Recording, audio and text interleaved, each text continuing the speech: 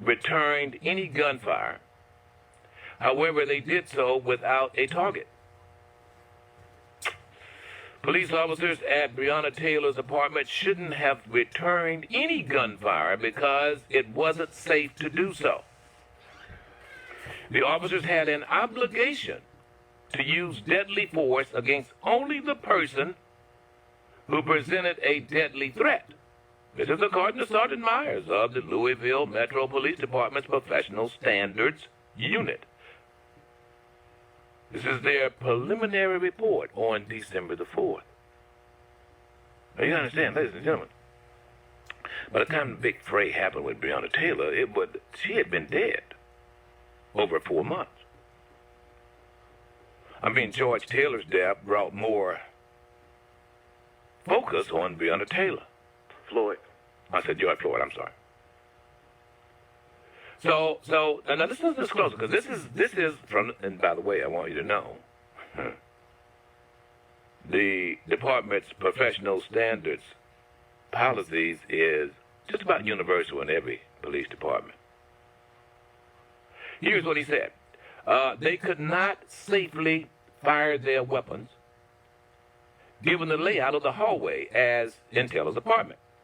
The poor lighting and rapid gunfire and the lack of target isolation should have prohibited them from using their weapons. There's my target. Therefore, I return fire. I know what you think. And you think, oh, yeah, what? Somebody shoots at you, just shoot. Nope. That's not how this works. By the way, as a hunter, that's not how it works either.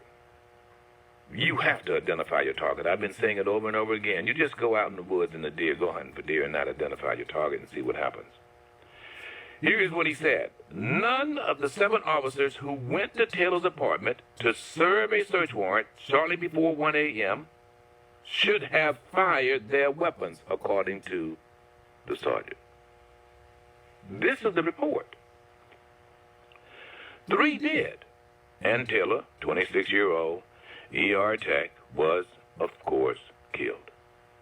Quoting him now, they took a total of 32 shots when the provided circumstances made it unsafe to take a single shot, says Sergeant Meyer. This is how the wrong person was shot and killed. A week ago, Chief, LaMelo, 4-month-old, was in that car. A car that was immobilized, stuck in the mud, surrounded by, had to be at least 70 law enforcement officers.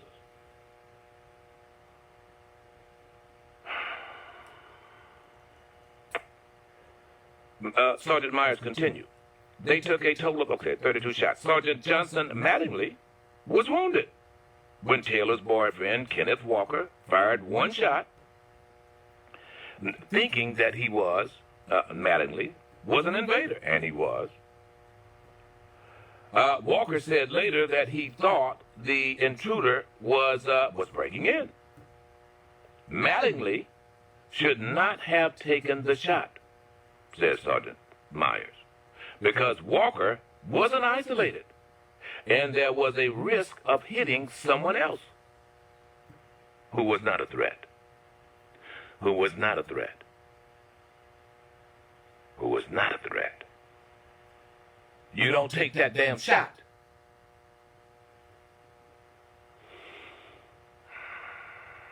Miss Taylor's safety should have been considered before Mattingly returned fire. Sergeant Meyer recommended Mattingly be found in violation of the LMPD policies on using deadly force.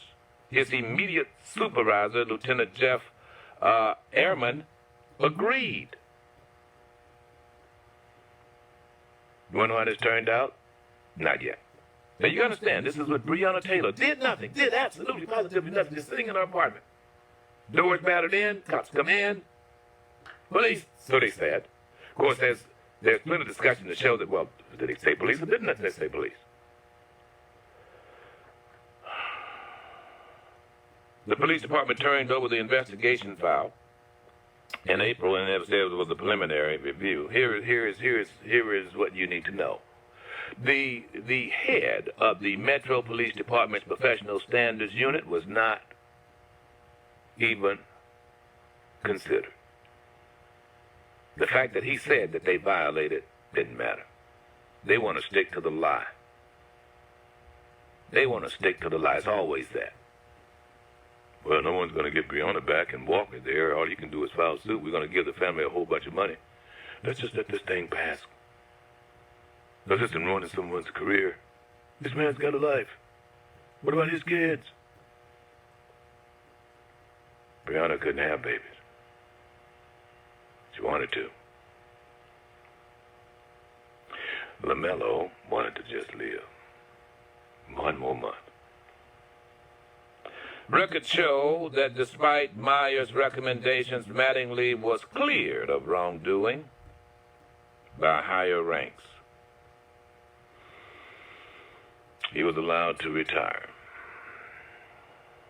All of them were allowed to retire, with the exception of, the scapegoat. Who is he? Hankinson. Hankinson was charged with 3 counts of wanton endangerment for firing into an occupied apartment building. This is an apartment next door to Breonna, Caucasian family, the woman who was impregnated. And by the way, ladies, that's how you should say that henceforth. Don't just say you're pregnant. No, really. You were impregnated. Don't let him off the hook. You didn't do that by yourself. I'm pregnant. No. This guy right there, that guy right there impregnated me. That's another topic for another day. I know you think it's semantics, but it's the psychological concept on a man is pretty, it puts a little weight on him. He's getting away with it. So, Mattingly submitted his retirement papers, and therefore it was June 1st, and now he's, after 20 years, he's getting his pension. He's happy ever after.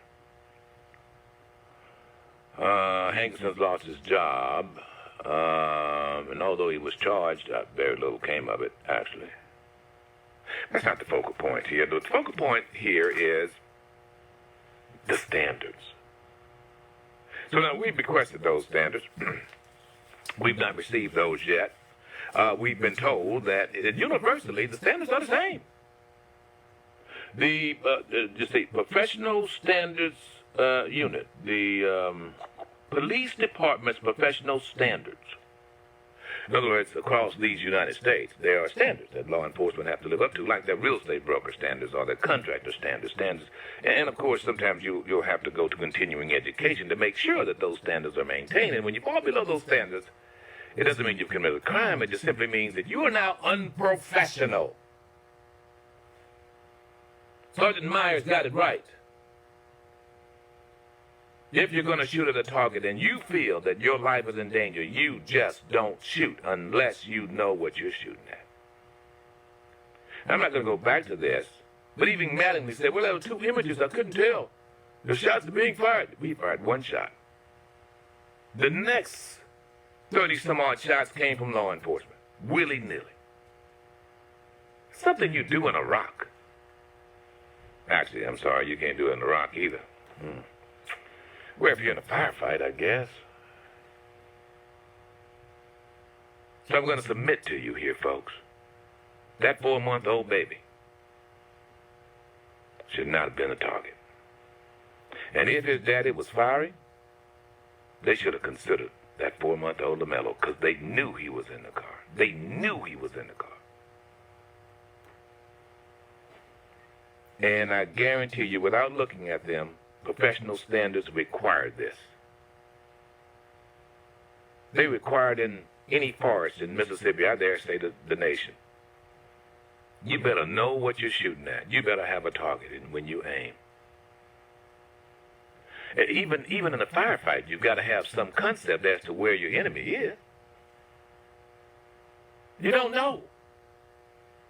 All of us are here, we're going through this door. Okay, so there, you got a shot back there. What about the back window? Anybody back there?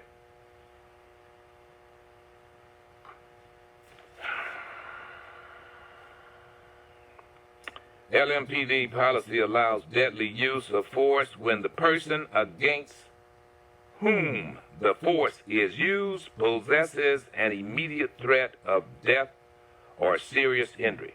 According to the sergeant, it says it's pretty clear. The force must be used on the specific person described as posing an immediate threat or death or serious injury to the officer or another person. The words of this policy do not allow deviation or excuse, regardless of reasoning of circumstances, regardless of whether you're scared and you want to go home to your damn family. We all do. We all do. That 4-month-old wanted to, even though his mama was dead and his daddy was dead. He wanted to go home. You didn't have a target. You just shot up the car. You just shot up the car.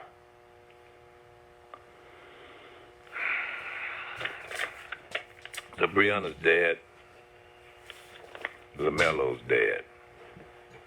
Because you didn't follow the standards. And Biloxi PD, if you come back with anything else, with the exception of, his daddy shot him. That's the only excuse. I'm giving you it out. You got to be able to prove that now. You got to produce that weapon, and you've got to show ballistically where this man who drove all the way from Baton Rouge with his 4-month-old in his arms, as seen by state troopers. You're going to have to explain that that man shot that baby after that man had blood-riddled body. You heard the baby cry. I can't get it out of my head. Over the sirens, you could hear the baby cry after the shooting stopped. As if LaMelo was saying, just remember me. I ain't do it. Hands up, don't shoot! Now, it might be okay for you, Mississippians, Biloxians, Gulf Coastians. It might be okay for you, Sheriff, Chief. It might be okay for you, Sean Tyndall, Public Service Commissioner. It might be okay for you to say, well, okay, hey, look, the daddy's fault. He shouldn't have had the baby in the car. No. It might be okay for you to just come up with that as an excuse. It might be easy for you to sleep at night and go, okay, you know what? If the daddy not done that, this wouldn't have happened. You know what? I might even agree with you. But that's a hypothetical. We know exactly what happened. We saw that car shot up with that baby in there. We saw that. And it was a decision made by those people who were there that should not have been made. Shouldn't have been made. According to your police standards and procedures, you failed miserably. You failed miserably. You didn't have a target. You didn't have a target that allowed you to take that target out without killing the innocent. You don't get no more innocent than a 4-month-old baby. 4-month-old baby. It's been over a week, and I won't ignore it. Chief Miller, ball's in your court. Joe, DA of Harrison County, the ball is in your court. However it falls is fine, but you have got to give a reasonable explanation as to why this innocent baby was killed. And if in fact it was negligence, it was negligence. Come on, get over your pride. It goes before the fall. Can't fall harder than a 4-month-old right now. Admit it. Pay the money, whatever you've got to do, make amends, take your lumps. Even criminals realize once they've done something, they've been caught, they'll go, look, okay, yeah, how much time I got to take? Can we do some negotiating here? Can I get a plea? Let me cop a plea. Criminals have more honorable than individuals who are sitting up there going, well, I ain't mean to do it, eh? What about my family? I just don't have a lot of respect for that. I just don't, folks. I know. It's got to be difficult. It's got to be difficult to sit there like a bump on a pickle and just go, You know what a bump on pickle is, right? Yeah. Okay. Must be difficult to just sit there like that and just go, okay, let's just see what happens. Yeah, let's see if we can get me out. Could you get me off? For old time's sake? There's only one victim here as far as I'm concerned. 1 week ago on the highway of I-10, and that is LaMelo. 4-month-old baby. All right, folks. Yeah, we've got other stuff. But I will keep you apprised of this. I requested the standards, policies. I will let you know. They're across the board, though. I want you to know what you just heard from Sergeant Myers. It is my understanding that every police department has to live up to those standards, or else, now listen to me, or else it could impair their errors and omissions insurance. It could impair their liability insurance. I mean, by these standards, you do understand, were approved by, literally, all of the unions. There are standards and practices of professionalism that I have to abide by, even as a broadcaster. It is expected of me, and this is expected of them. You understand what I'm saying to you? It is expected for you to identify your target. Not kind of sort of, ooh, the dog, I don't know. Is that right? I don't know. Is that, who shot? Was it him? Is the baby in there? I don't know if the baby's in there, but he takes shots. I got to take him out. Oh? What about the baby? Well, let God sort him out. God takes care of babies and fools, right? Okay, well, you got a fool and you got a baby. Good day for God.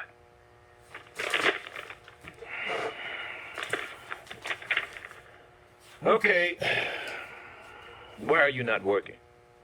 I don't know. I can tell you one thing. There's a whole lot of jobs out here. What is the problem? There is, ladies and gentlemen, I'm here to tell you, we're at a point now whereby, look, you hadn't seen that many hiring signs. You got people, you got employers out here saying that they'll even guarantee you $500 if you put in an application. Well, not exactly.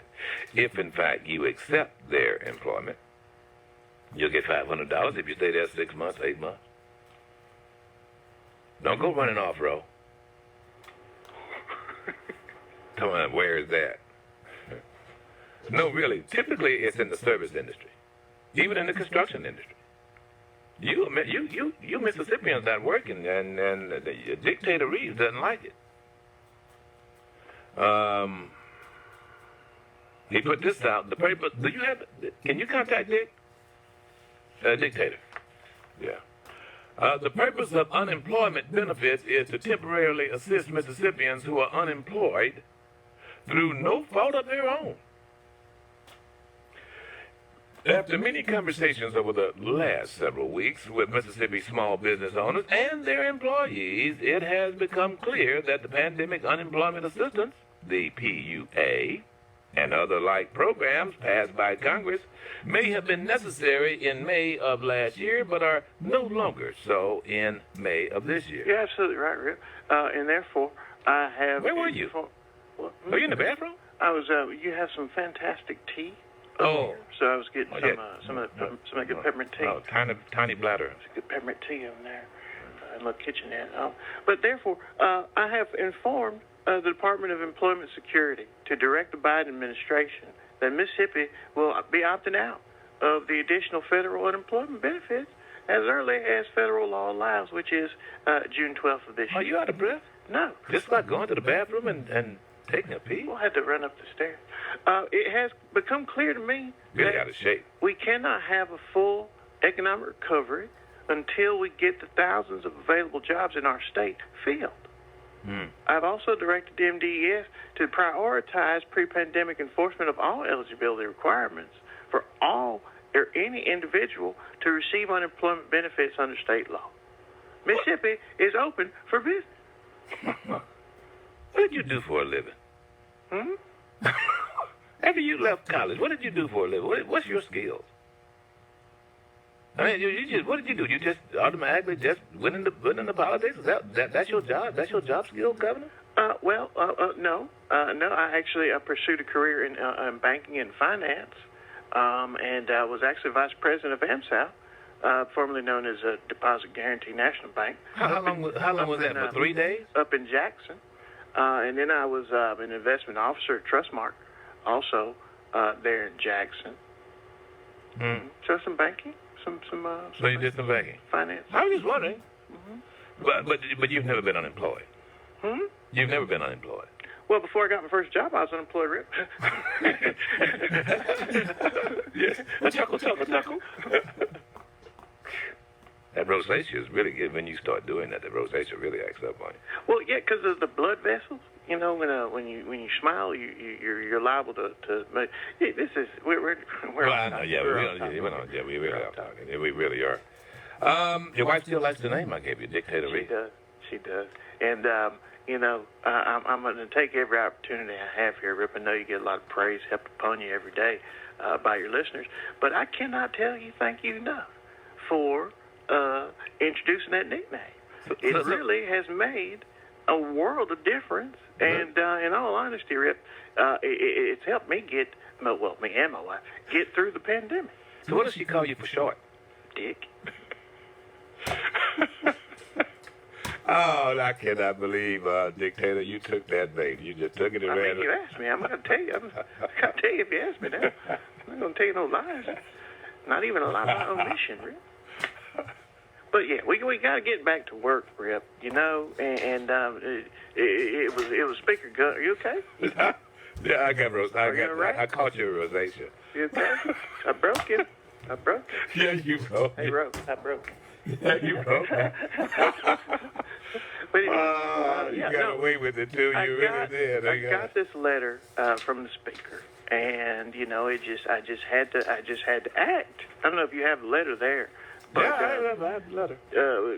Speaker Gunn wrote me yesterday, and you know, he had to let me know that small business people are really hurting right now. So let me ask you. So what you're going to do is you want the Biden administration to stop sending the federal money here because you feel that Mississippians are ratting. They're getting the money fraudulently. They're not unemployed. Well, whether they are or they aren't. That's up to the investigators to decide. I'm not gonna indict anyone without the proper evidence to do so. But I do know that business owners are having a heck of a time filling those jobs. We just don't have the people going back to work. So have you asked them? Have you asked them? As have I. Why aren't you working? Yes, I've had people to tell me that they have talked to people who are not working. So you've not asked them. You're just going on what someone told you. Why don't you just go down to Win Johnson Unemployment and ask? Well, because I have these letters like I have from Speaker Gunn. You represent all these people, not just Speaker Gunn. I mean, he's in the House. He's Speaker of the House. Come on, you're just down the street there. You're in Jackson. I mean, you can go by and check with. You appointed the guy at the Win Job Center, did you not? I mean. And in doing so, you know, I have to take certain people's words for. Because you don't want to be around those people. You don't want to touch those people. No, I just have to make sure that I entertain what's coming to my desk.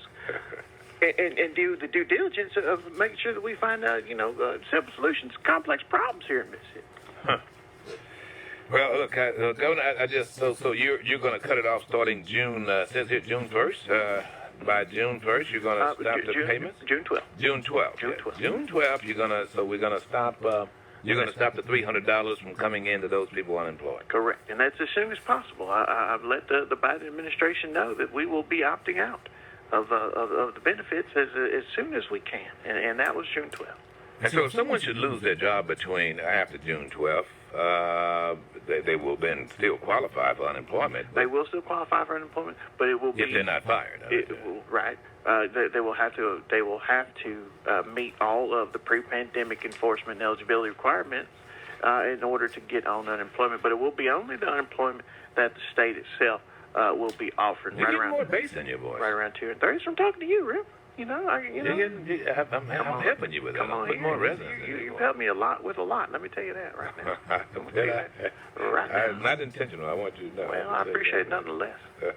So, yeah, I bet. So, I'm trying to figure out here. So, your thought here is that once they're cut off, then it will force people to go and take jobs that ordinarily they would have taken. Your assumption is that, of course, a lot, you know, there have been those who've said they can't go back because the schools are out and so forth, and moms are having to stay home and they're having to make arrangements. It was cheaper for them to stay home rather than trying to go to work and. Rip, I agree with Speaker Gunn. Speaker Gunn, in that eloquent letter said that, we're not anymore suffering from a lack of demand of work due to COVID, but we're now suffering from a labor shortage caused by the unemployment benefits that, in a lot of instances, will exceed the normal wage levels for productive work. So, we've got to cut out the incentive for folks to just stay at home and collect that unemployment benefit. Yeah. So what about America? What about Mississippi collecting close to $2 billion from the CARES Act that you don't need? What about that? Well, I don't know why we, as a state, would need it. I mean, we've got to put it in. So you're going to turn it back? You're going to send it back to Joe Biden and the... Well, no, that's for the state itself and for business to stay thriving in the wake of what we've had to deal with this pandemic. So, no, we're going to be working out how we're going to get I know you guys are fiscally responsible. You don't want to accept the Medicaid expansion, but yet you want to accept $2 billion? Yes. I mean, we're fiscally responsible. You've got the rainy day fund is now hovering around $1 million or so. Well, right around there. Well, actually, no, close to $100 million. Right, up. We don't know the actual number right now. It was $500 million. Now you guys are rolling. It was very nice. So you're going to send the money back? I mean, you're fiscally responsible. Here you are, good conservative that you are, and you're against big government. But big government gives you $2 billion. You want to keep that. But yet you don't want to take the money for Medicaid. Right. We'll be divvying up around among the counties the $200 billion starting this week, actually. Mm-hmm. Yeah, right. Ironic, isn't it? Yeah, very, very ironic. Governor, it's always a pleasure to chat with you. Rip, hey, as always, thank you. Really appreciate you and what you do here. And anytime you need me to come and, reiterate, tweet or give some insight on the direction of the state, great sovereign state of Mississippi. I just want you to know you got me today. I did. I wonder if I get one of these cookies you're always talking about. Get the dadgum cookie, please. We'll be back, folks. To be safe around electricity, here are a few things.